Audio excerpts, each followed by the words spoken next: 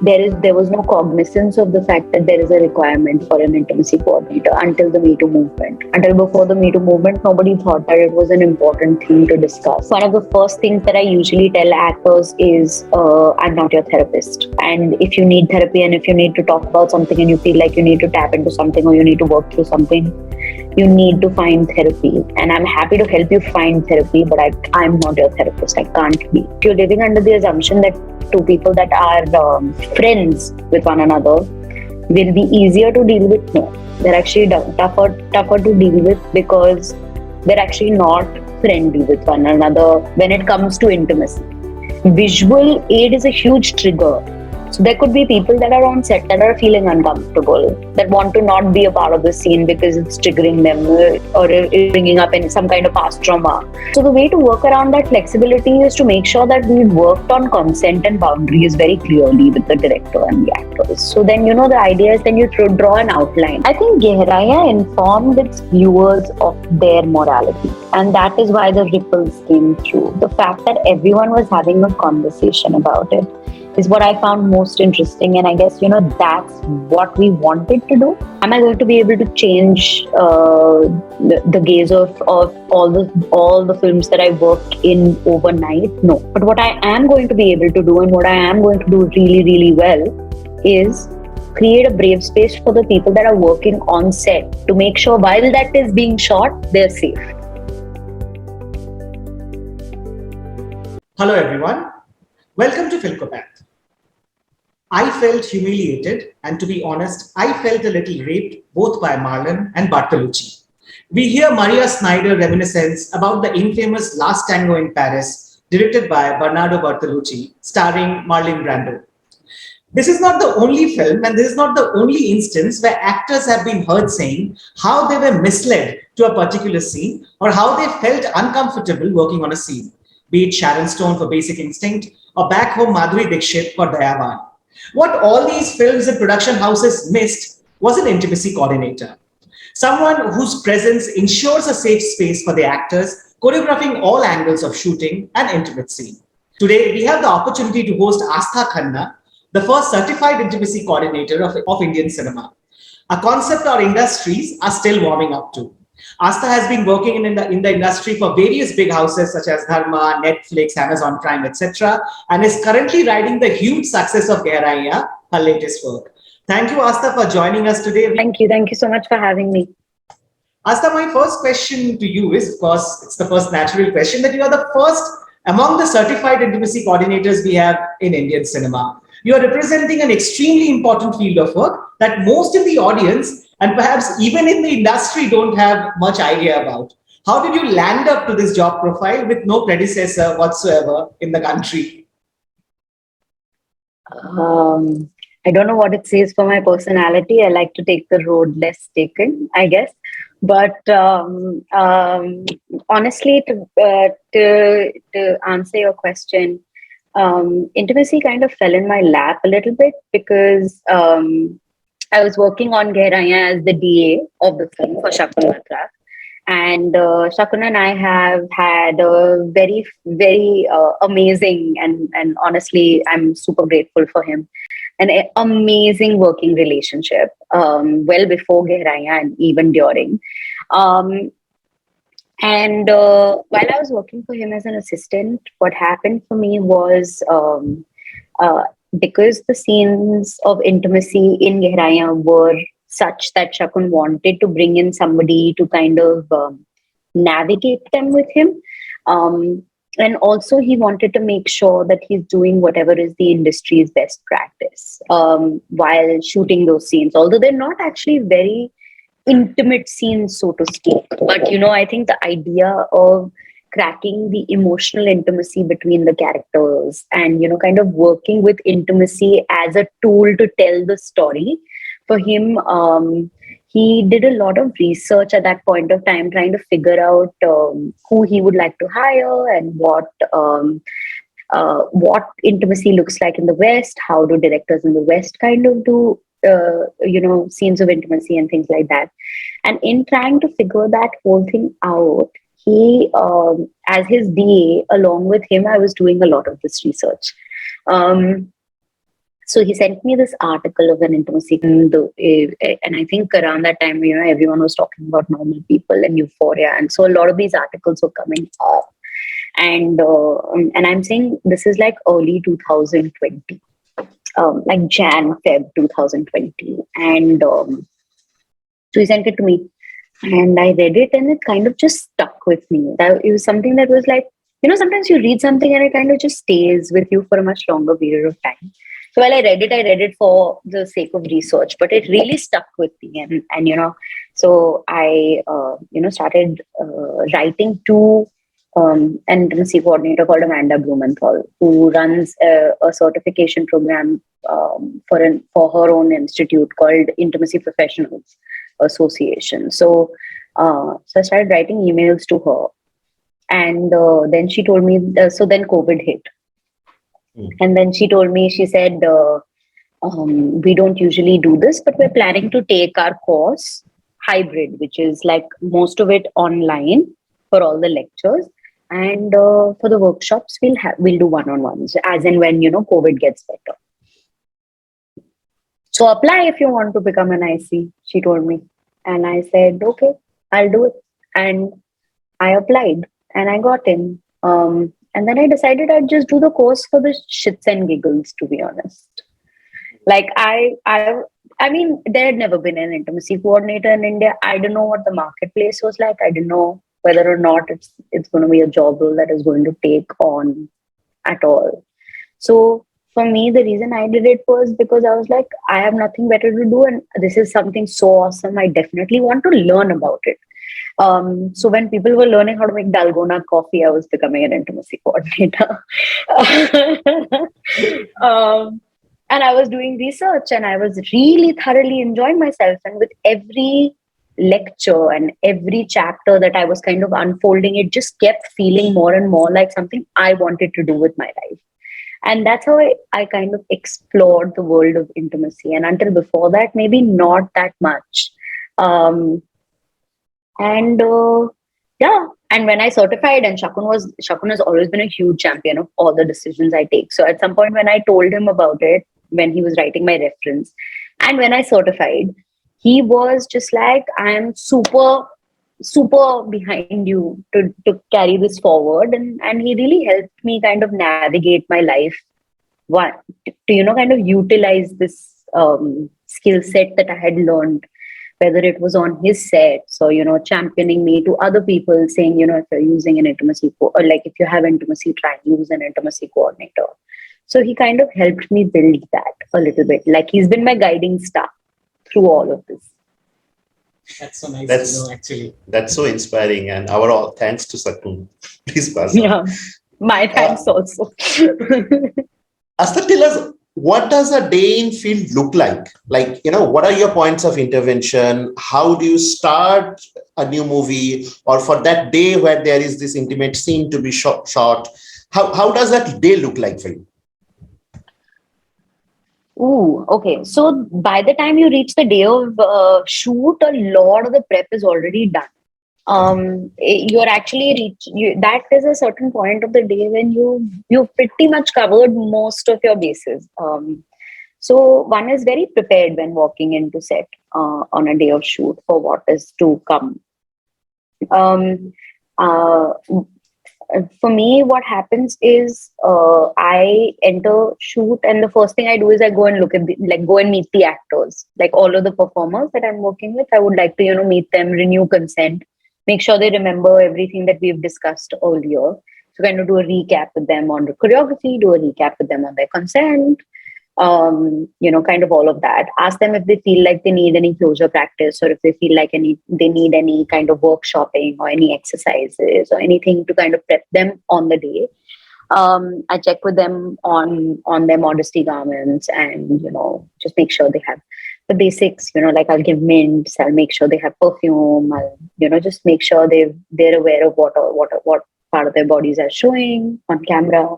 And if they need to do anything for them, then kind of arrange all of that. And then I'll kind of go on set and run the entire choreography with my assistant, so that I can demonstrate, work with the DOP, make sure the DOP is got, feels right about certain coverage, feels right about, so I basically work as a stand-in, get stand-ins to do what you need them to do. And once the blocking and everything is done, pretty much the next thing I would do is like kind of figure out what I'm doing for closed set. So I'll go to the first AD usually, and I'll be like, okay, so now who are the people? Name them who are coming in on the closed set. I usually allow only 8 people from the crew inside a closed set. So that just means that basically it's the head of the departments that are required inside, and then practically everybody else is out, right? So to decide who's going to be there on set, to decide, okay, when are we locking set up? What is the scene? Maybe if there's a sequence and there's a little bit of weight, they're shooting something else, kind of figuring all of that out. And then what I would usually do is I would, just quickly chat with the director if they have any last minute thoughts, if there's anything that they want to discuss, they feel like they want to give a certain kind of brief that they may have missed, because what happens is on the roll, when you're, feeling creative, a lot of times what happens is you're trying to figure a certain camera angle, then you're like, maybe can we do it like this? And then can we change the choreography there a little bit or whatever? So to kind of take all of that information and then go give it back to the actors and make sure the actors have all that information before they walk in on set. And then you point and shoot. Yeah. So as you can tell, I mean, before you walk in on a day of shoot, for me, most of the choreography is already in place. The garments are in place. The conversations around consent have already happened. You've typically done exercises and rehearsals and whatnot with the performers. The director has fully hashed out what it is they're looking to see for the most part in the scene. So a lot of that prep is out of the way when you walk in on set on the day. So you're not wasting time doing any of that. You've prepared it. You figured it out. It's like how you would do with the scene of action. You would, if you want somebody to fall off a cliff, then you will figure out how you're going to make them fall off a cliff, right? We have also heard that there are certain directors, say, who kind of improvises on the set itself on the day of the shoot, and new things come, enlightening or something like that. So is it also a part of your responsibility for something like that not to happen for these kind of a scenes? Honestly, no. I think it really depends on who you're working with, and so one has to be flexible. Certain directors have a certain kind of process, right? Now, I can't turn around and say I will not support an actor or a film because the director has a process that I don't agree with. That's not how you can function, especially in a place like India, where you're working with very varied processes of directors, and I think that's the case even in the West. Although there is a little bit of kind of set protocol in the West of how certain things have to run as per studios.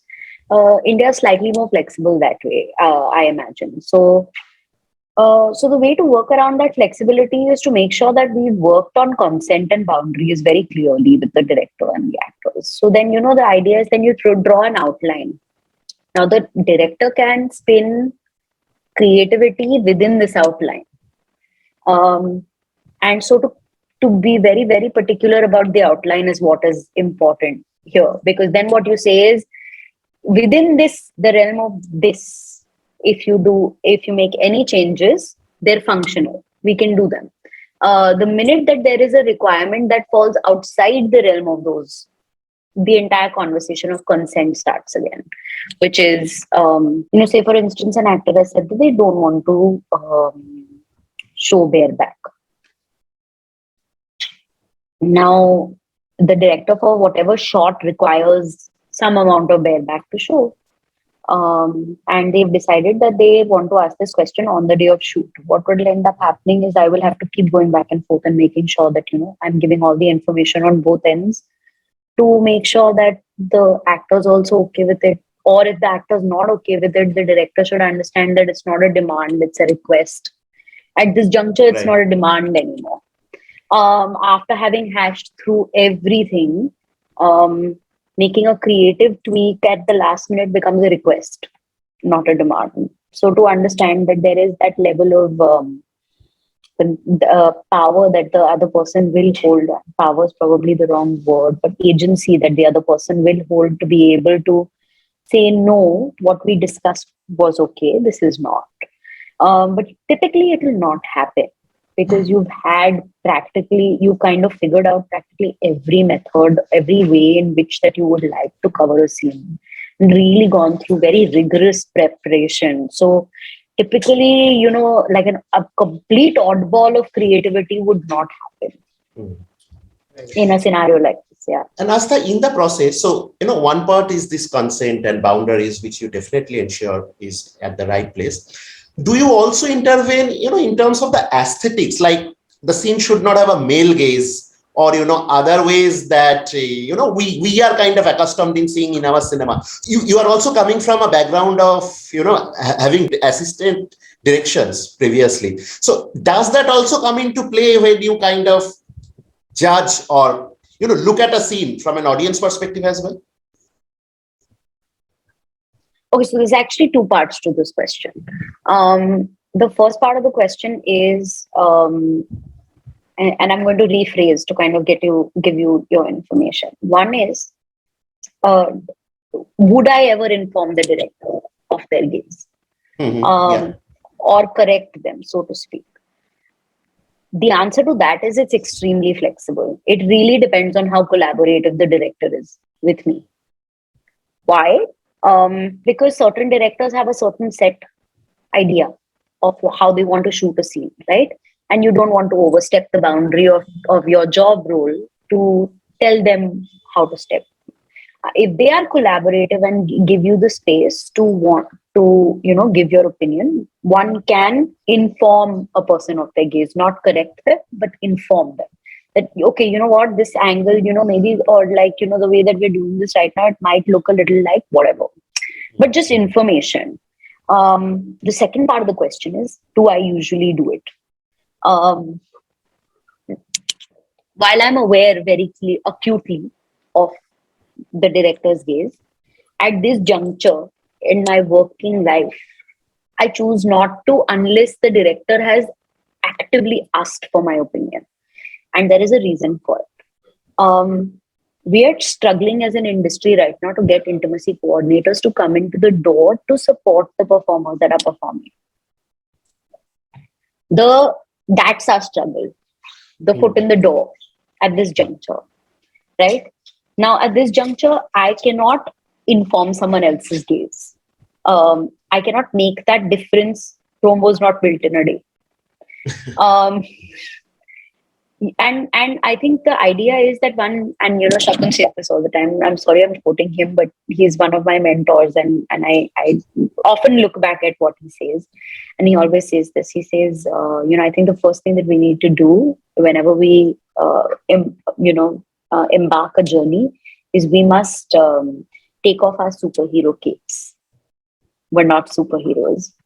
And the reason I say this is because am I going to be able to change the gaze of all the films that I work in overnight? No. But what I am going to be able to do, and what I am going to do really, really well, is create a brave space for the people that are working on set to make sure while that is being shot, they're safe. Right. That's what's important to me.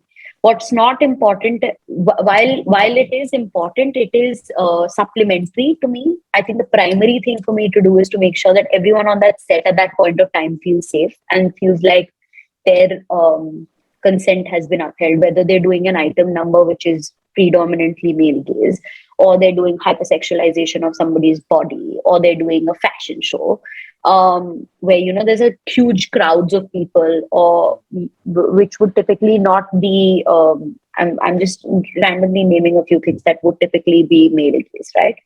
I would make sure that everyone who while shooting it is feeling safe, and if that happens, I've done my job on that project, right? Can I inform the gaze and turn around and say, nahi, hame is tarike se karna chahiye, and we cannot glorify Kabir Singh, for instance, and make you know what I mean, right? If I say that, my primary battle is lost, because the minute that I start informing the director, I've lost the trust of the director. And my primary battle at that point of time is to make sure that my actors are safe. My secondary battle would be to make sure that I'm able to put out a product that I completely align with.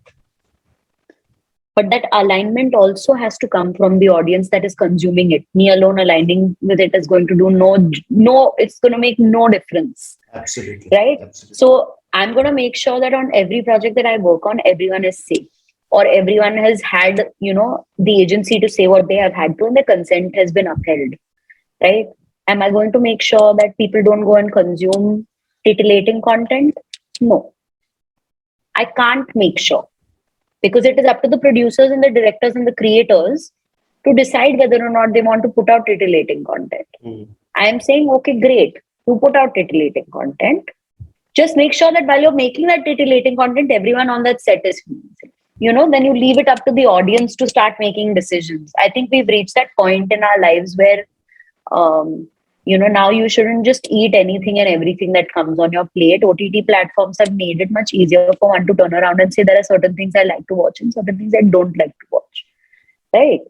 So when it is at the tip of your fingers, then make an active decision. Don't watch titillating content. Then people will stop making it.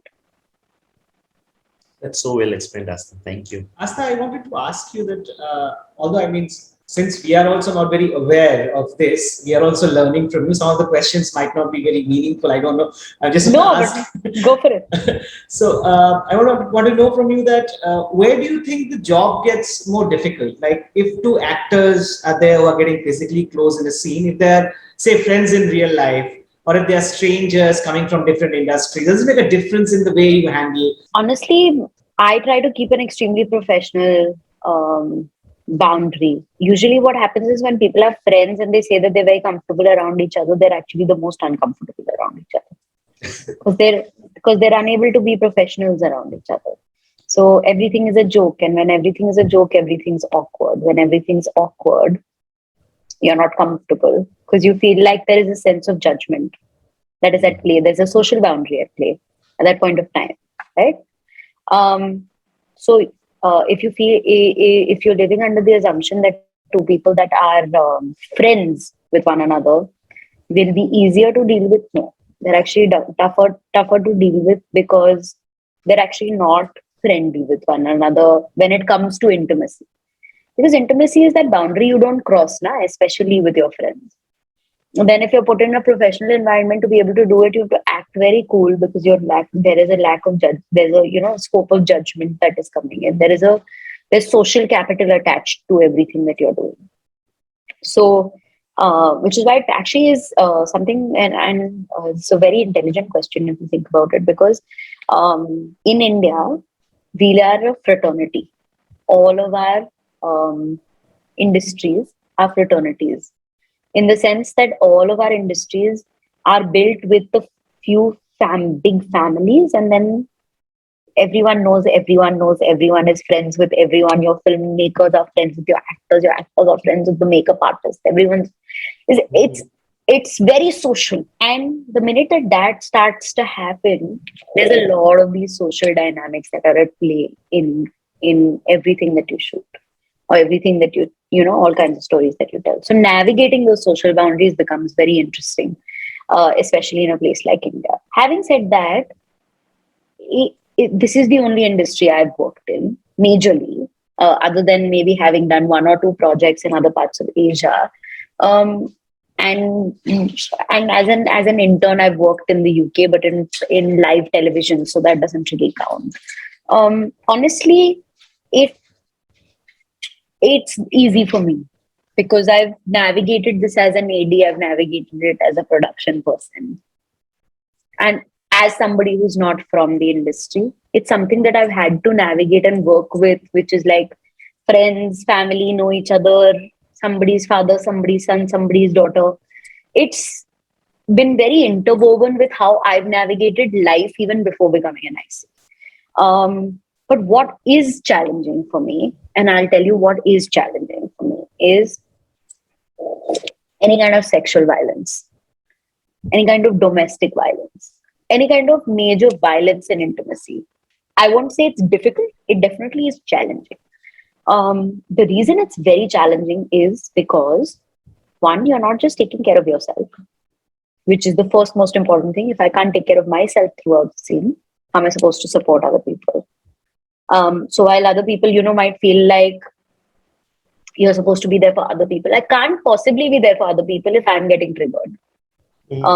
So taking care of myself becomes the first most important thing. So a lot of self-care goes into making sure that I am at the top of my game and my sensories are completely alert throughout the entire scene when we're doing any kind of sexual violence. Or we're doing any kind of scene where I know that the dynamic between the actors is not okay. I have to be very alert. That's the number one thing. Number two, of course, you're taking care of the actors. You're taking care of the performers. You're making sure that everyone's feeling comfortable, that it's going smoothly, that everything's been discussed, at all points, everyone's checking in with one another. The kind of vibe of the set you have to create to make, the thing is, I've also learned that most serious scenes should be shot in a set which is most lively and active, because it's the same way the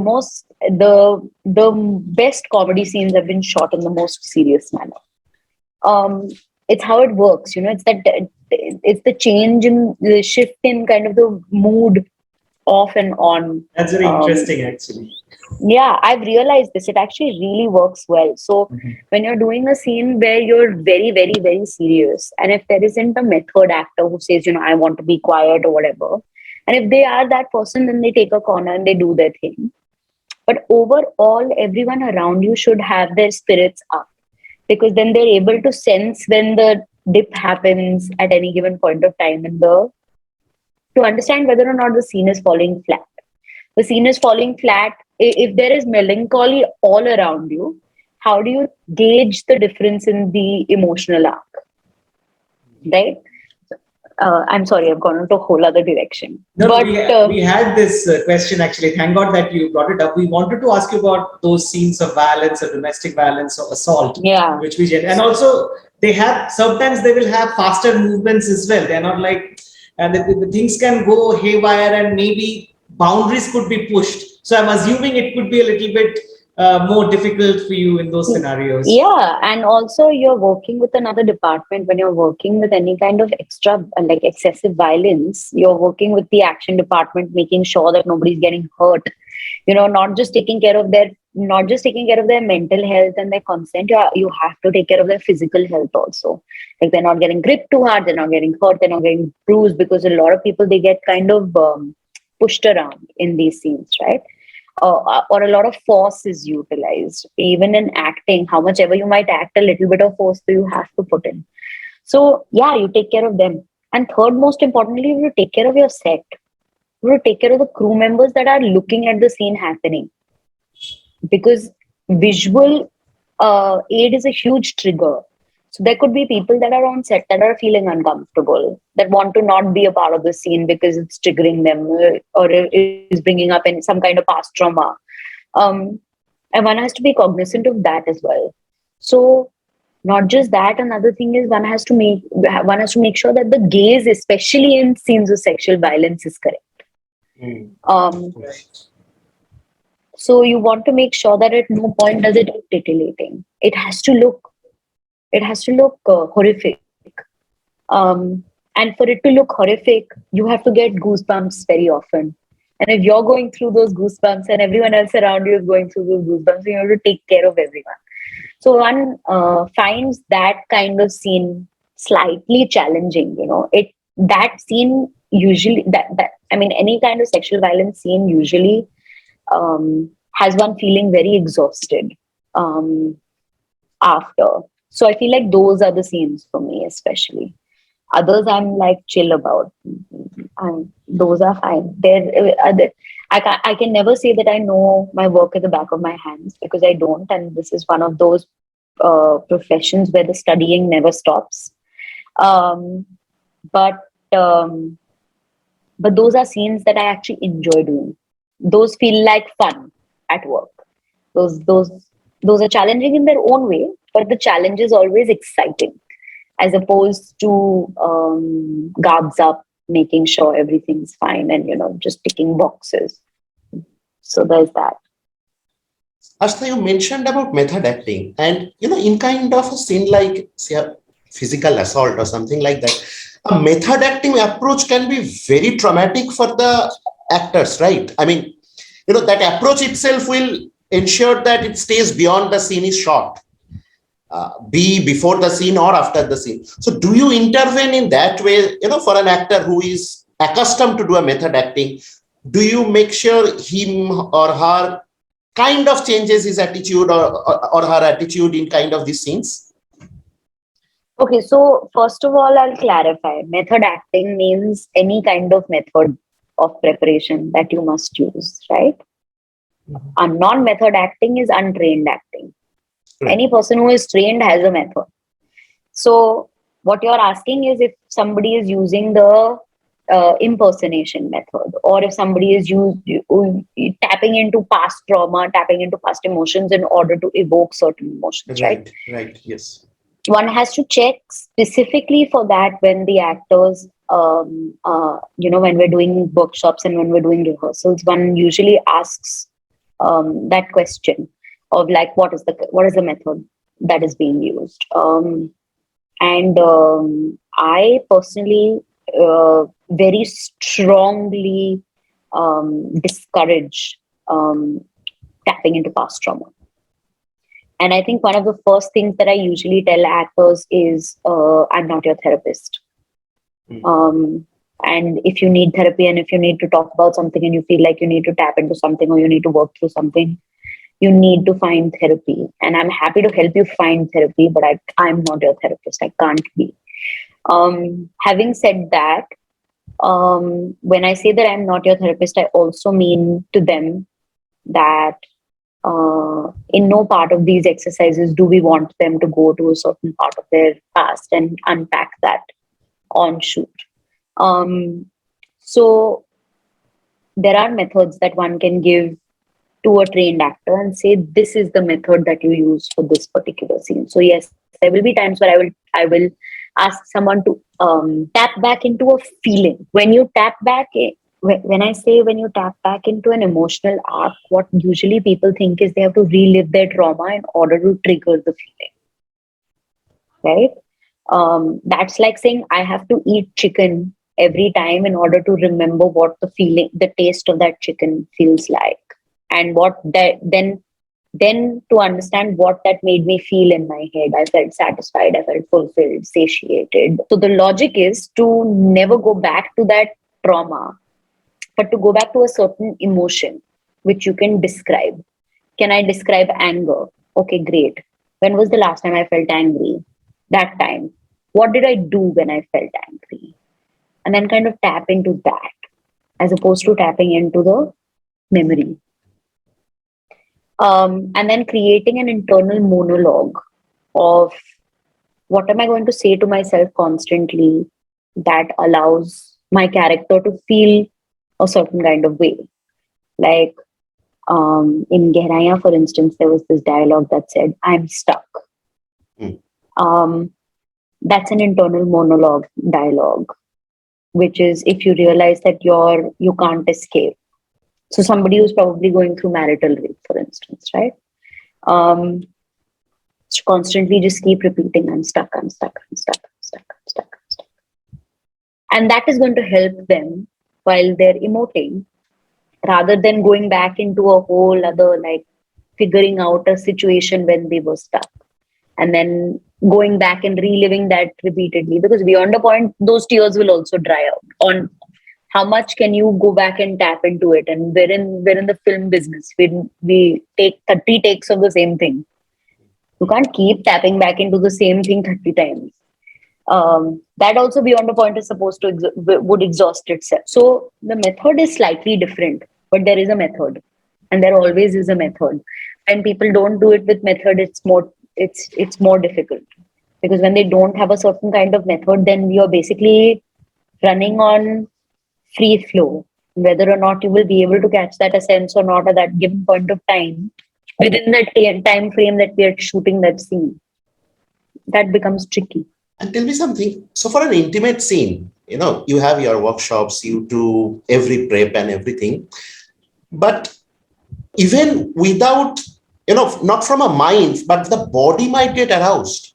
I mean, because of the stimuli. Arousal Yeah, arousal exactly. non-concordance. Yeah. Exactly. So how do you tackle that kind of a situation? We have barriers to circumvent those situations. The reason that we make people wear barriers is so that they don't, so that even if they do experience arousal non-concordance, other people in the room don't know it. And if they do experience arousal non-concordance, one has a conversation with them in advance during, the one-on-ones or whatever, to remind them that they can take time breaks. They can take breaks. They can take time off. They can, step away. They can call cut. They can, in order to take a little bit of time away from the scenario, they can, walk out of the set if they need to. And one gives them a space to be able to exercise that agency. Be like, okay, guys, give me 2 minutes. I'm just gonna come back. As you were explaining, Astha, it kind of feels that we were missing this, this kind of a structured approach to this whole thing. Makes you wonder how the actors were coping up all these days. You know what invention is, right? It's the mother of necessity, right? If I'm right, It's the or other is way it the around. other way around? It's Yeah. the daughter of necessity. It's the Yes. daughter of mother. Yeah. That's So chalo, perfect. invention is But daughter. get the idea what you are saying. But the logic is, there is a very well-oiled machine that has worked perfectly fine, and until before that, there was a crew of 3 people. The director had the camera in his hands and one person to hold the sound. There are job roles that have been created because people have understood the necessity for those job roles through time. And when that happens, new job roles get invented. That's what I was getting at, essentially.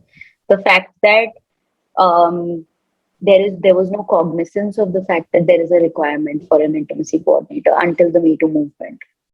Until before the Me Too movement, nobody thought that it was an important thing to discuss. When people came out and spoke, they were isolated incidents. When the Me Too movement happened, suddenly there was a flood of incidents. People realized, oh my God, this is definitely a vulnerable place. And then somebody decided that they were going to make a change and that they were going to do something about it. And that's how it started. That's how all job roles start. So were people able to navigate life? Yes, they were. They did everything in their power to make sure that they never required another person, because then they'd have to budget for that. Only when they realized that there was no way out is when they said, okay, fine, we'll let you go. What happens for when you have heterosexual actors having an intimate scene, which is a homosexual scene, a scene of same sex? So that becomes, is it a more challenging one to tackle and get your workshops and the preparations for the actors? I think that the challenge is not preparation with the actors, more so the challenge is the preparation with the director, to understand that we're not trying to make everything heteronormative in terms of how we're shooting it, what is the choreography. I think breaking that down becomes more difficult, or actually that is the work as opposed to working with the actors, because eventually when you give the actors a certain kind of character arc, and then you give them all the information that they need in order to perform a certain scene, whether it's choreography, whether it's action, then they're able to kind of get the beats of the scene. Because bear in mind that these actors are playing characters of different sexualities throughout the season, right? So they have to anyways arc a certain kind of emotional, kind of an emotional journey, for which they have to work harder, because they don't experience the other sexuality on a regular day. What becomes important is to make sure that the intimacy is not heteronormative, because it's not necessarily the same way that I love my partner that somebody else might love their partner, or hate, or whatever. It really depends on whatever emotion intimates their partner. That's what's important in those scenes. Just making sure that we're not being heteronormative. And the reason we want to make sure that we're not doing that is because we try to make stories like authentic LGBTQIA plus stories. At least that is something, again, another place where I would inform gays, if at all, you know. That would be a place where I would inform gays and be like, we need to make sure that we're making it neutral or whatever. Let's talk about Gehraiyaan for some time. Oh my God. We love the film, and there's so much to talk about. But it has also garnered this kind of a polarized reaction among the social media or the audience itself. I wanted to ask, do you think this polarized reaction is also kind of a reflection that our audience is still not prepared for our leading ladies to take up these roles where the characters give in to their passion? And is it an extension of the patriarchy itself that we are still not okay with these characters? Because what we felt, we were discussing, we had a like of say a Pati Patni Aur Wo so many years back, which is a so enjoyable film, and it was taken in such a good spirit. But after decades, a Gehraiyaan comes, and there's so much ripple, so much discussion going on. So what do you feel? I think Gehraiyaan informed its viewers of their morality. I think that's what it did. And that is why the ripples came through. The fact that everyone was having a conversation about it is what I found most interesting. And I guess, that's what we wanted to do. We wanted to start a conversation. And we wanted to make a grown-up film. We wanted to make a film for a mature audience. And we wanted to make a film and Shakun says this all the time, and he always said, I always want to humanize my characters. And I want to rid them of my judgment in the film.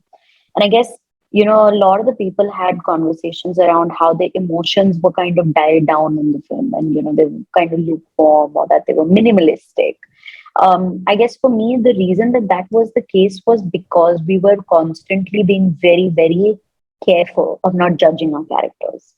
Not judging, I should sympathize with this person because they're crying. I should feel bad for that person. I should feel angry for this person. And the minute that you start to dial down on the judgment, you automatically dial down on the emotional journey that you're trying to kind of tell. Now, that is Shakun's voice, of course, for this film. And that allowed for a lot of conversations to happen. But I enjoyed myself the most when these conversations happened, because we always knew we were not going to please everyone. And we didn't want to. But we wanted everyone to come out of the film and talk about it, and talk about what we were trying to say. And I guess for a lot of people, they understood, and so they did talk about it. And a lot of people didn't understand it, and so they spoke about it. So I guess either way, it worked for us. Having said that, whether or not India is ready to watch its leading ladies take on characters that are human. I don't like to say the word flawed, because when you say it's flawed, it's judgmental. Characters that are human. Yeah, maybe, there is a mass audience that idealizes superstars. I guess, we still haven't completely broken away from the idea of the superstar in India. I will go to watch a film because it's my superstar who's on screen, as opposed to I will go to watch a film because it'll be a great story, or I will go to watch a film because the superstars have a certain kind of appeal, which is why, say, even today, Salman is a Salman in every film. But the reason he's a Salman in every film is because everyone goes to watch Salman. They don't want to see another character. They want to see Salman playing a character. The reason is Shahrukh's every romantic film works because everyone wants to Shahrukh romancing someone. They don't care about whether it's Raj or Rahul or Varun or whoever the character name is, right? So we still have Deepika playing she's the idealist tip of grace, kind of, just sworn beauty, angel, um, goddess, that idea, right? And the minute that you bring her into a place where she's allowed to make human mistakes, there is going to be a lot of people that are not going to be very happy by it. But that is what it is, It's the choice that people make, and I guess that's how we push the envelope, where we start to have more informed, more educated, more mature audiences. Um, and then you have films where they create some kind of healthy balance with doing the films that cater to the mass. So Right. Astha, I think me and Arup have been trying to make a list of top 5 Indian sensuous movies from the year 1853. We have been trying to make the list, but we have struggled to find 5 good films on which we can make. We can make an international list any day, which are good sensuous films. yeah, you will be able to make your top 5 in the year. Right. Yeah, but we really struggle. We really find something which is aesthetic but not crude or titillating. Now we have something like a Gehraiyaan, but do you have any other films in your mind which you think are aesthetically provocative in a way? Pardon? Dirty picture. Okay, dirty picture. Any you need to tell me 3 more at least. So we have a top 5 list. But they have to be films, or they can be web shows also. Well, now you only want films, huh? No. Okay, you go. Please go ahead. Okay. Let me think. I might find you someone else. Page 3. The Madhur Bhandarkar one. Page 3.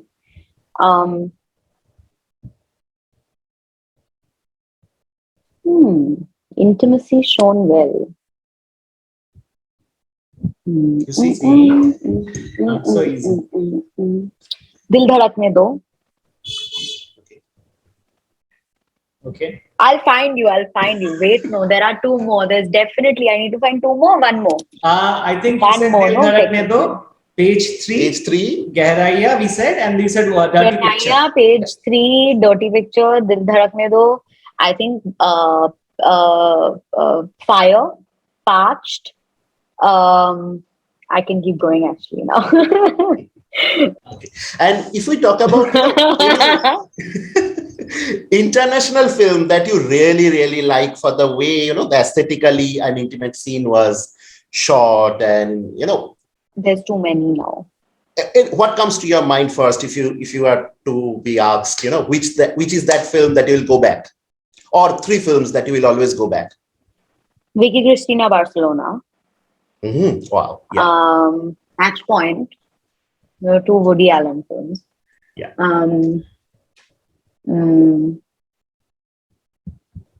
There's a Jennifer Lopez film called Boy Next Door. Yes.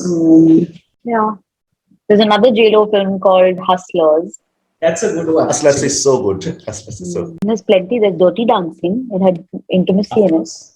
Yeah. So there's so many. Yeah. If you go into Western, then there's too many. Yeah. If you go to Western, if you go to Europe. Yeah, but I'll tell you most interesting for me in terms of web shows has been most recently has been I May Destroy You. I mean, of course, the Euphoria, normal people, everyone talks about it. But Sex Life on Netflix is stellar. Dr. Foster is also another very interesting series. Yeah, those have been my 3 favorites in the last. I mean, Succession, but Succession doesn't have that much of intimacy, but still Succession. Kind of my favorites so far. In the Western thing, and in terms of web shows, in India, Made in Heaven, Sacred Games. Okay, now I'm pulling a blank. Okay, sure. I can tell you, Fame Game, because I worked on it. Yeah, that was good. Fame Game is on which is on Netflix. Netflix, right? Yeah. But the undercurrents that you have all walked in Gehraiyaan, it's not about the scenes only, the way Deepika looks, in the earlier scenes, that tension which kind of slowly, comes into play. It was such a an experience watching the film. Actually, Thank you so yeah, much. actually, that is the thing. Like the expectation of what is not happening in front of you is what really brings I'm out. so glad you liked the film, yeah. At least, so chalo, you have to go now on IMDb and rate it so that the rating goes We up. always do that. Just, I think it is one of our jobs. Like just as we see the movie, we go, we I go and have rate taken it as my personal mission to get the IMDb rates up. Do you feel, has there been any film, any show where you feel that, had I been there, it would have been good? Anything like that? Made in Heaven. I mean, it's not that it wasn't good. It would have been good for me. To be on Made Got in you. Heaven. Okay. Okay. It's not good for them.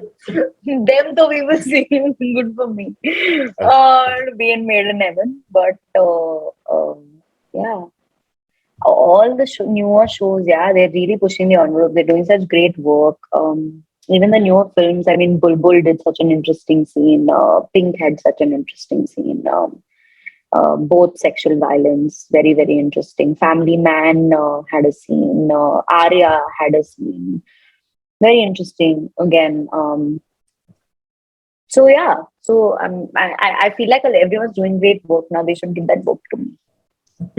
And are the other industries like, Malayalam industry, Tamil industry, the other industries yet Opening have up. they're opening up? Okay. Yes, opening up and That's how. really good. Yeah. But I'm dying to work in a Mallu film. Like a Malayalam film would just be, it's as good as international storytelling in today's yes. terms. Like a Malayalam storytelling is mind blowing. They're leagues and like leagues ahead of the Hindi film industry at this juncture when it comes to storytelling at least. So it would be a great opportunity to work on a Malayalam film. Right. We wish you all the best, Aastha. Hopefully, you will quickly, Thank very you. soon work on a Malayalam film. And Aastha, thank you so much. We had a 30-minute slot, but we took like how many? 3 hours? 1 hour, 3 minutes. So we are really thankful to you. It was really awesome talking to you, and well, it was such a learning. It was such a learning process. Such an educational experience, actually. Now, I'm sorry, I've been so funny and cracking jokes throughout. Yeah, but, of course. That made it so not enjoyable because it was so funny. Okay, Shubho. Thank you so much, Thank Aastha. you so much. Thank you so much for calling, and thank you so much for putting our work forward and being champions of it. Thank you so much.